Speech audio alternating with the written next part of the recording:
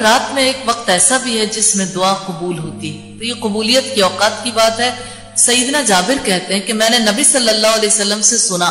آپ فرماتے تھے کہ رات میں ایک گھڑی ایسی ہے کہ اس وقت جو بھی مسلمان اللہ تعالیٰ سے دنیا اور آخرت کی بھلائی مانگے اللہ تعالیٰ اس کو وہ عطا کرتا، اور یہ گھڑی ہر رات میں ہوتی۔ یہ روایت مسند طیالسی میں 563 نمبر پر ہے، ابو داؤد میں 5042 نمبر پر بھی۔ رات کے آخری حصے میں دعا اور ذکر کرنے کی ترغیب اور اس میں قبولیت کا بیان کرنے والے کاموں کا بھی خود بخود پتہ چلتا ہے احادیث سے۔ تو اب دیکھیے، جس وقت ہم پڑھتے ہیں دعا کے بارے میں یا ذکر کے بارے میں یا نیکی کے کاموں کے بارے میں رغبت پیدا ہوتی ہے، اور رمضان کی راتوں میں عام راتوں کے مقابلے میں انسان زیادہ کانشیس ہوتا،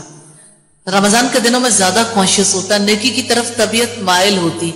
تو ہم دیکھیں گے سیدنا ابو ہریرہ سے روایت ہے کہ رسول اللہ نے فرمایا ہمارا پروردگار جو بڑی برکتوں والا اور بلند ذات والا ہے، ہر رات کی آخری تہائی میں آسمان دنیا پر اترتا ہے اور فرماتا ہے کون ہے جو مجھ سے دعا کرے میں اس کی دعا قبول کروں،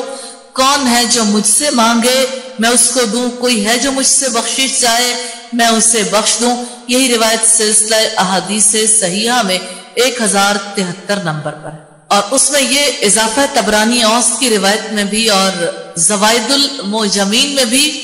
کہ کوئی ایسا مسلمان نہیں ہوتا کہ وہ دعا کرے اور اللہ اس کی دعا قبول نہ کرے، مگر زانی عورت جو اپنی شرمگاہ کے ذریعے کمائی کرتی ہے اور ٹیکس کو نندا، ان دو کی دعائیں قبول نہیں ہوتی، یعنی زانیہ بدکار عورت کی اور اسی طرح سے جو لوگوں سے ناجائز بھتہ وصول کرتے ہیں یا ناجائز ٹیکس لگاتے ہیں۔ بخاری میں یہ روایت 7494 نمبر پر موجود۔ حضرت انس سے روایت رسول اللہ نے فرمایا کہ اللہ تعالیٰ فرماتے ہیں اے آدم کے بیٹے، اگر تو مجھ سے دنیا بھر کے گناہ لے کر ملے اور تو نے میرے ساتھ کسی چیز کو شریک نہ ٹھہرایا ہو تو میں دنیا بھر کی بخشش لے کر تجھ سے ملوں گا، اور میں پرواہ نہیں کروں گا اے ابن آدم اگر تیرے گناہ آسمان کی بلندیوں تک پہنچ جائے پھر تو مجھ سے بخشش طلب کرے تو میں بخش دوں گا، اور اے آدم کے بیٹے